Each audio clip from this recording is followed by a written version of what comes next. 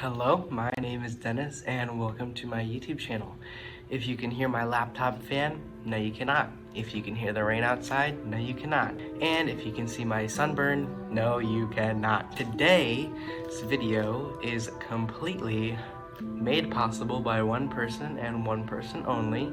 Her name is Kaitlyn. Everyone say thank you to the glorious Kaitlyn for poking me hard enough to read the second book in Suzanne Young's The Program series.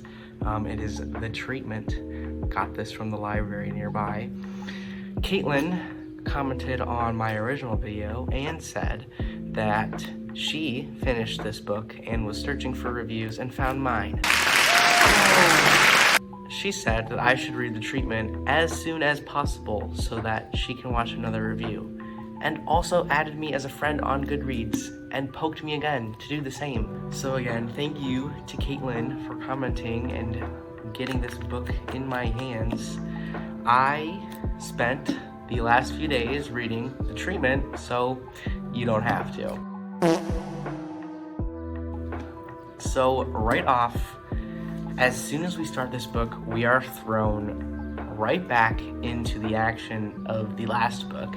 And it has been a hot minute since I read the last book, so I had to flick through it a little bit and remember what actually happened. But I actually liked that about the first few pages, how we just immediately jump in. Like, there is no background information, there is no like extra world building. It's almost treated as if the first book never ended and this is just like one whole book. Like they just like smacked them together, which starting out like that, I'm completely fine with, you know, even though I didn't really remember a whole lot what was going on at first. It felt appropriate, it felt good, it felt nice, I liked it. I honestly would not have cared to read the extra world building and reminder of what had happened in the first book. We're good, that was good. Basically, what's going on in this book is our characters from the previous book, the first book, Sloane. I still don't remember how to say her name. Sloane? I think it's Sloane. I'm gonna say Sloane, and her boyfriend James. They are on the run from the program and are trying to basically not get taken again. They're basically fugitives of the state, because I think this is a state-run program. They're just camping out. They join a small other group of rebels. There's one named Dallas, who was in the program. One named Cass, who wasn't in the program. So, like, he's technically not a fugitive. He's not, like, running from anyone. He's just helping the rebels, I guess. And then Realm from the first book, who helped Sloane in the first place escape. So they are all together, and a good like 75% of this book is them jumping from hideout to hideout to hideout, just like being fugitives and just chilling and hiding out. And I honestly wish that there was less of that.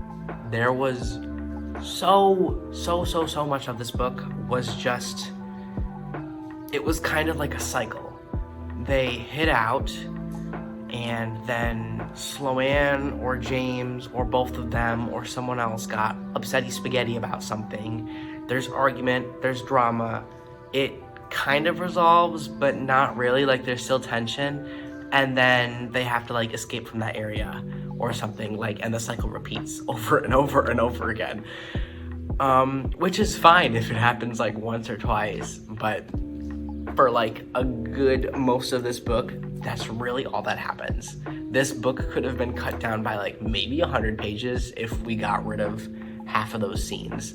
Another good portion of this book is this love triangle between Sloane, our female protagonist, James, her boyfriend, who she was also with basically like all of high school and everything. Like, she's known him forever, but like only remembers him for the past few days. And then Realm, who Sloane met in the program and helped her escape. And when she didn't have any memories, she fell in love with Realm, and Realm is really into her. But now that she's back together with James, she's not really into it, but she kind of like gives off the vibe that she is. But I don't think she's actually like really actually in love with Realm. She just still has those like thankfulness feelings for him, if that makes sense. So there's all of that going on, which is just problematic. And James is super upset with it because like she kind of like gives in to Realm being all touchy-feely. Oh, Sloane, I still love you. And it just makes James really upset. And obviously, like, I would be mad too if my girlfriend was not like if she was being a little more receptive of Realm's advances. So anyway, we finally get into the heat of the action around the last the last quarter, or like less than a quarter, is actually where some good action comes in. So basically, Sloane gets kidnapped by the program again because Cass kind of sold them out to the program and told them of their whereabouts, but he was trying to be helpful, but then the plan kind of backfired because why would anything go right in a dystopia? Why would that happen? Sloane gets sent back in the program again, and this time around she is on the way to get lobotomized. Like, they're going to use her for information and then a week later just like drill a hole in her skull and just that's it. There she goes.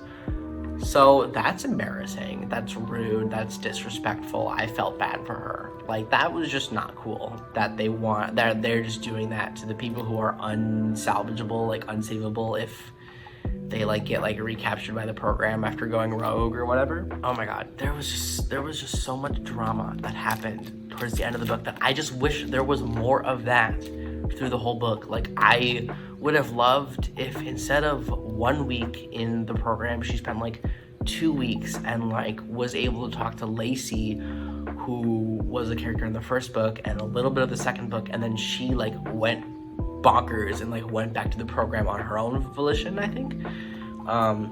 So once she's back in the program again, she got a lobotomy and was like pretty much wiped, but Sloane still was able to like sneak in moments where she could talk to her and stuff. I wish there was more of that, like more being sneaky with trying to help Lacey, more being sneaky with trying to help Dallas. I just wish there was more of that sort of action, similar to what we saw in the first book. The end of the book is Sloane being a badass woman and escaping the program successfully. They like said earlier in the book that Dallas and the gang have never been able to bust anyone out of the program but they were able to do it with the help of this reporter that Sloane met like earlier in the book. He had kind of a role in the book, but like not as much as I would have liked. I wish in the beginning of each part there's like little articles written by our reporter character about the program and about like trying to overthrow it. I wish there were a few more articles by him. I thought those little bits were interesting, but I feel like we didn't get enough out of him. They hid out at the like creator of the treatment. I've been talking for 10 minutes. I haven't even like gone over the whole like premise of the title, The Treatment. At the end of the first book, when Sloane and James first escape and go rogue, they are given a pill by Realm's sister that will basically reset any of the effects of the program and give the person like full memories again. And there's only one pill, and the program wants that pill back, basically so they can like crush it and make sure like no one ever gets their hand on the recipe or the chemical formula for the pill. But it's in their possession.